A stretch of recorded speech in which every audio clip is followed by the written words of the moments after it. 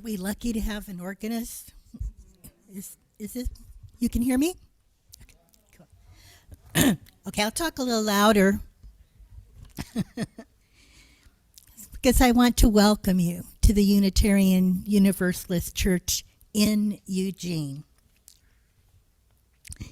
My name is Linda Krenicke, and my pronouns are she and her.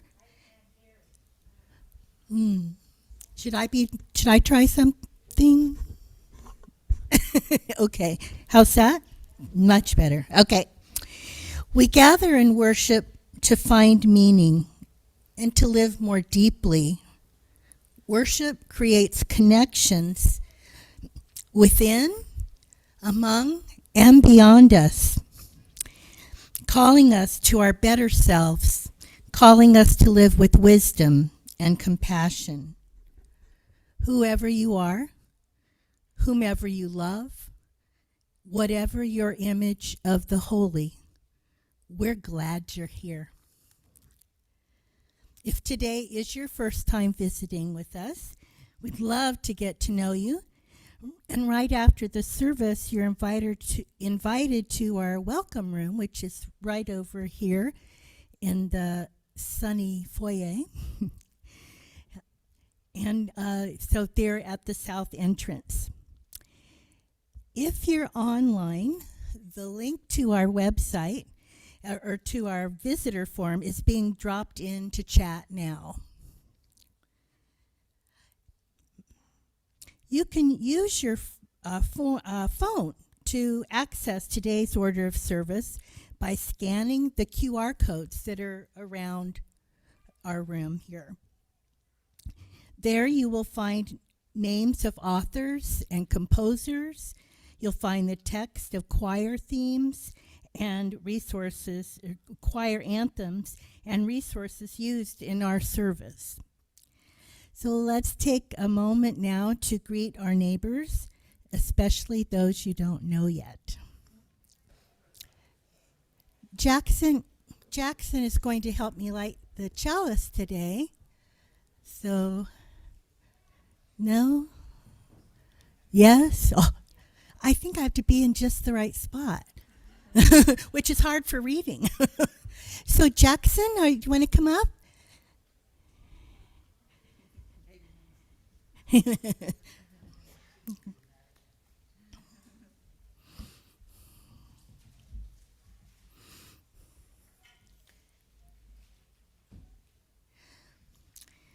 We're lighting the chalice, symbol of our Unitarian Universalist faith, with words from John Daniel. Among other wonders of our lives, we are alive with one another. We live here in the light of this unlikely world that isn't ours for long. May we spend generously the time we are given. May we enact our responsibilities as thoroughly as we enjoy our pleasures. May we see with clarity. May we seek a vision that serves all beings. May we honor the mystery surpassing our sight. And may we hold in our hands the gift of good work and bear it forth whole as we were borne forth by a power we praise to this one earth, this homeland of all we love. Now let's say together the words of our mission, which affirm our shared purpose. Empowered by love, we transform ourselves and serve our world. Hello, everyone. My name is Youngsun, and I have the privilege and honor of serving this congregation as its settled minister. I use the pronouns she and her. Today is the Lunar New Year, and so I will say to you, 새해 복 많이 받으세요, which in Korean means basically good fortune and good things for the new year. Maybe you saw the news this morning, as I did, and heard of another mass shooting, this time in a predominantly Asian American community in Los Angeles. And our heart goes out to all those in the community suffering today. I can't think of anyone else I'd rather be with today, and on those days that things like this happen. There's nothing quite like the religious community. Here is the full spectrum of human experience, from babies who have just arrived to those who are approaching the end of their life here on earth. These people are your friends, but not quite friends. They are family, but not exactly family. If you stay here long enough, year after year, decade after decade, you will witness everything. Marriage.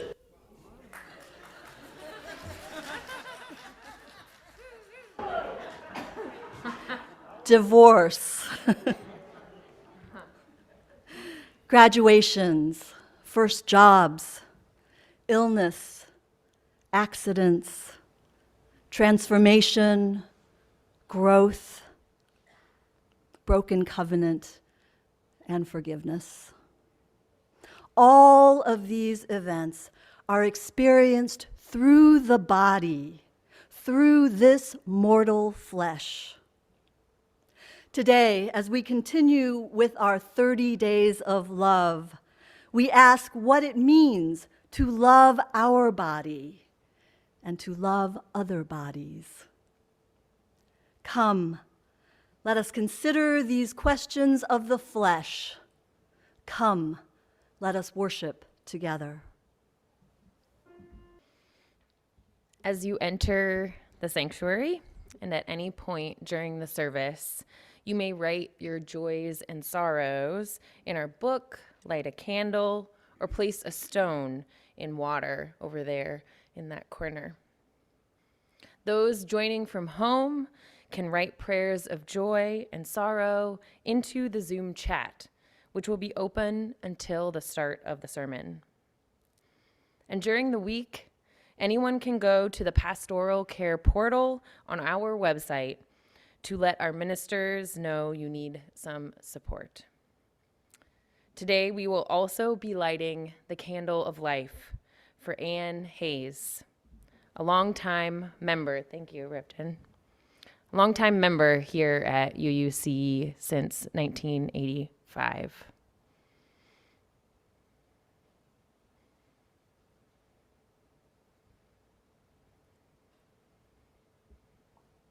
And may Ann Hayes' name be inscribed in the book of life.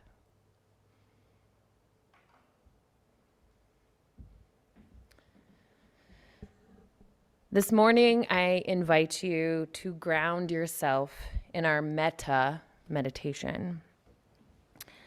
The metta practice comes to us from Buddhism and can be translated to mean boundless friendliness, general benevolence, goodwill, and loving kindness.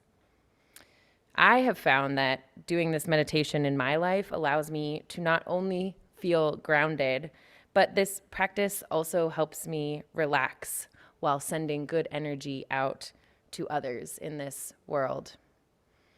Metta allows us to set our intentions for the day and the week ahead.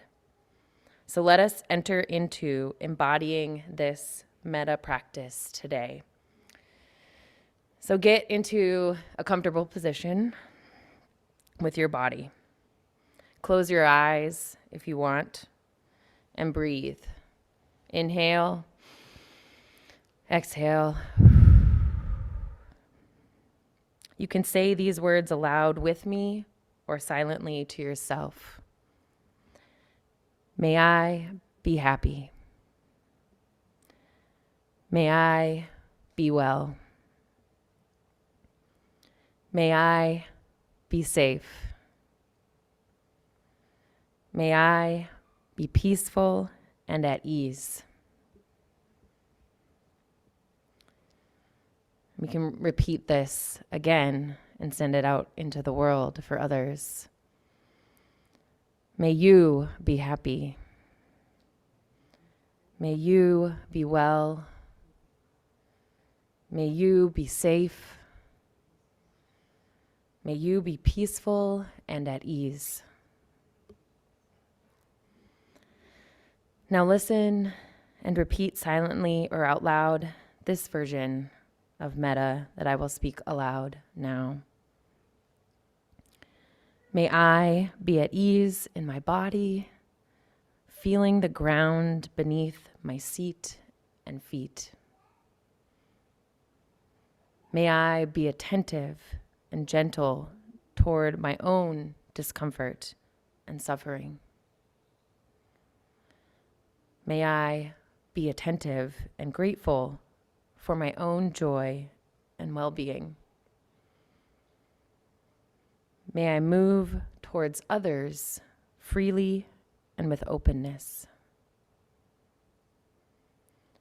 May I receive others with sympathy and understanding.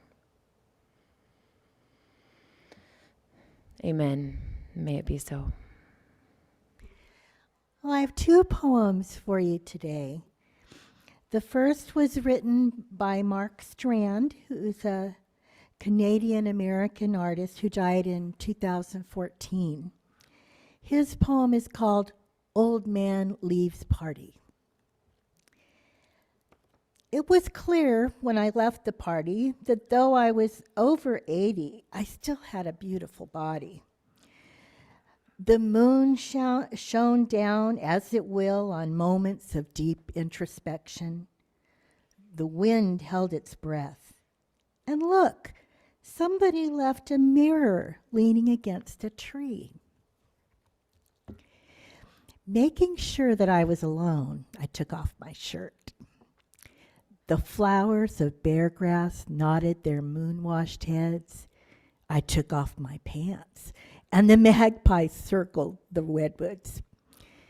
Down in the valley, the creaking river was flowing once more. How strange that I should stand in the wilds alone with my body. I know what you are thinking. I was like you once.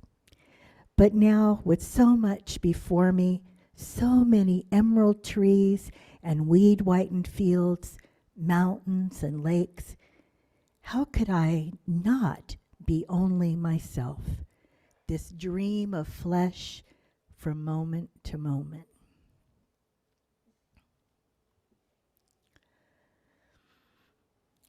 The second poem is written by Mary Swenson, who was born in 1913 in Logan, Utah. Her parents were Swedish immigrants, and English was her second language. And this poem is called Questions. Body, my house, my horse, my hound, what will I do when you are fallen? Where will I sleep?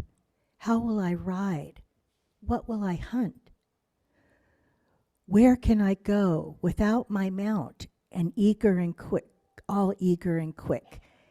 How will I know in thicket ahead is danger or treasure when body, my good bright dog, is dead? How will it be to lie in the sky without roof or door, and wind for an eye, with clouds for shift? How will I hide? When you look at yourself in a mirror leaning against a tree, or when you behold yourself with hands or your mind, in the wilds, alone with your body, surrounded by emerald trees and weed-whitened fields, mountains and lakes, is it clear then to you that yours is a beautiful body? All All bodies are marvelous and mysterious, aren't they? Some parts are elegant in their functioning, and other parts kind of clunky in their design. The body is both tough and vulnerable, resilient and ever-changing, and it was never meant to last. Why bother then trying to love something that keeps changing and something that sometimes betrays you, ultimately leaves you without a house or a horse? Where will I live then? How will I ride? Where can I go without this body? This human form, this bag of skin, this mass of cells is the vehicle through which we experience the vastness of life. This flesh carries our histories, our genetic history, and our social history. Here, this scar on my knee that I got when I fell off the 10-speed that was too big for me. And here is the muscle memory of a piano piece that I learned decades ago. And here, in my rib, is a memory of what I thought was a gun, turned out to be his finger, of a person who robbed me as I walked home late one night. The body can be our center, our ground. When our minds become scattered and distracted and confused, we can return to the body. Where is my breathing? Where is my foot? Where is your hand right now? The Buddhist verse says, "This body, oh, how kind of you to sit and wait for me.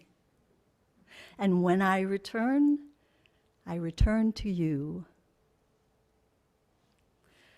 Sometimes my body has to wait a long time for me. When I get drawn into a task, I sometimes forget to eat. I sometimes don't ask, what do you need? What do you want? Do you need a nap? Do you want to take a walk? Maybe some of you are like this too, thinking that this body is actually what carries the brain around. Too busy to love it, too busy to appreciate or celebrate it or to behold its beauty. And I know that for some, it's not a matter of being busy or distracted or preoccupied. It's hard because your body doesn't feel like a safe place to dwell. You're living with chronic pain. You're living with illness. And the body may not feel like a safe place to be. You carry trauma, and the body does not feel like a safe place to be. Sometimes those uneasy feelings about our body come from old religious messages that still taint the air that we breathe. Now, you may have cast out those old notions long ago, but these ideas are still part of our world. In the Christian text, we can find very positive and body-affirming messages in the way Jesus interacted with all kinds of bodies, without hesitation and with a clear love for every type of body. But as with a lot of Jesus's teachings, over time they get twisted and turned around. In Islam, the body is a creation and a gift from God.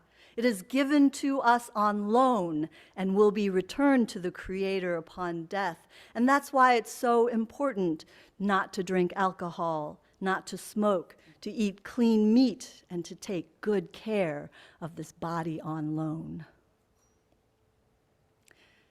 Centuries after Descartes, some people still tend to separate mind from body, flesh from spirit, always kind of with a bias against the flesh.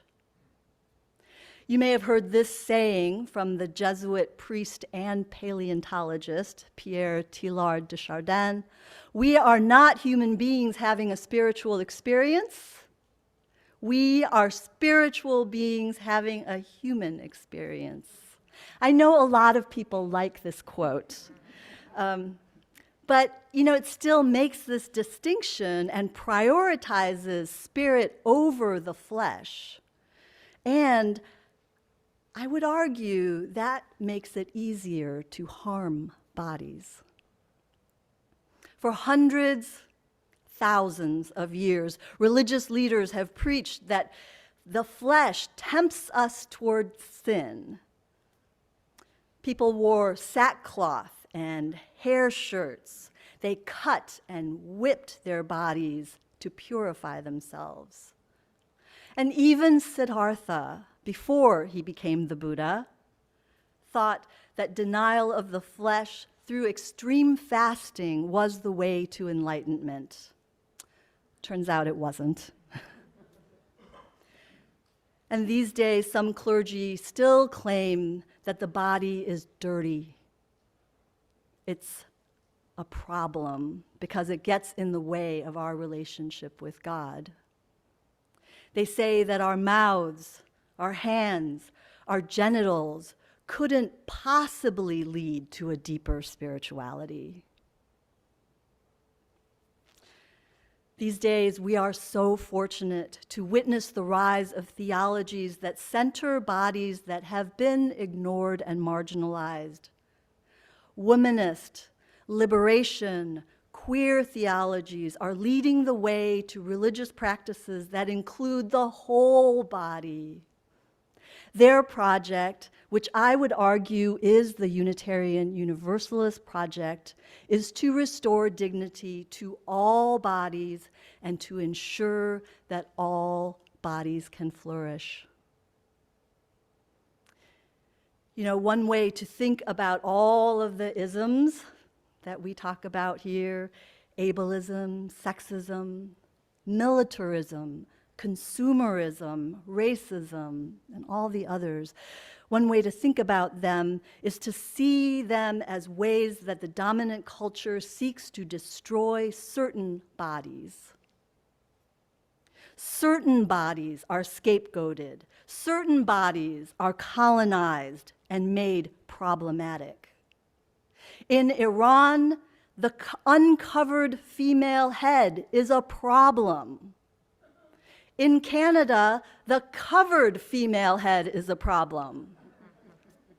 In the United States, the black male body is a problem.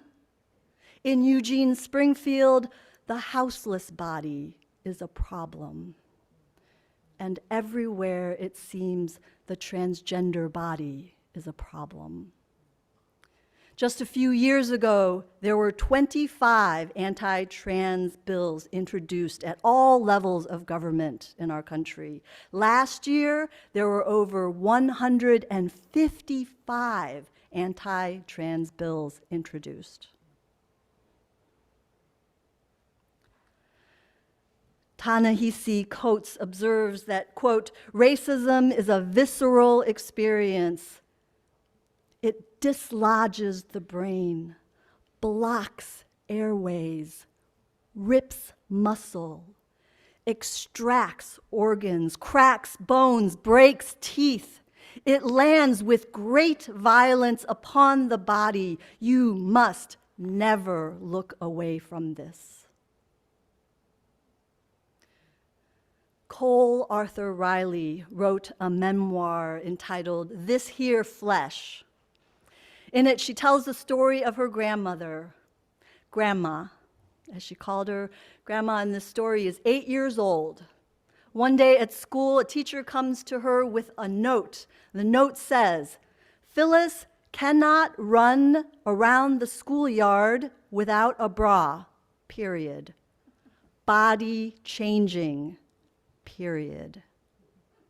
The teacher looks at the little girl's chest with disgust and sticks the note through a hole in her sweater. Riley writes, "From then on, she only slouches. She was buried within herself. By that age, she had known that she was despised for her blackness, but this new shame no one had prepared her for, and it began to occur to her that the things that had been happening to her body were her fault."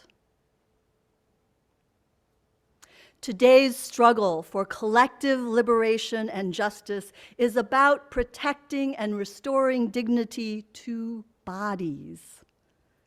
What this means for religionists like us is that we need a spirituality and a theology that does not silence or shame any body.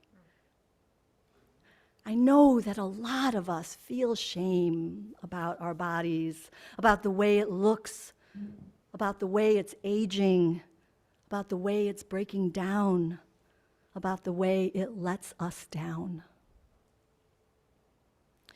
Why should I want to befriend this body when it brings pain, when it has betrayed me with disease? Mindfulness practitioners would say that suffering, it does not come from the disease, it does not come from the pain, but it comes from the thoughts that we hold about those things and the meaning that we make of it. Never forget how powerful your mind is, how capable your mind is of practicing new thoughts that create new possibilities for your lives. We can remember that this body and all of its sensations are impermanent and ever-changing. Sensations are always rising and falling. They appear and disappear. They arrive and they do leave. When we are able to befriend our bodies, as wrecked as they are sometimes, as lumpy and bumpy and crinkly and non-functioning as they are, when we are able to befriend those bodies with kindness and compassion, then we can extend that same kind of welcome to all bodies, especially the ones that the world wants us to forget and destroy. Cole Arthur Riley's book title is taken from Toni Morrison's book, Beloved. I know a lot of you have read this book. Baby Suggs gathers an enslaved freedom-seeking family and leads them through embodied practices. They dance, they cry, they laugh. And then she says, "In this here place, we flesh that weeps, laughs, flesh that dances on bare feet in grass. Love it hard. And when the time comes when I no longer have this body, what will happen to me? Well, perhaps I will become the sky.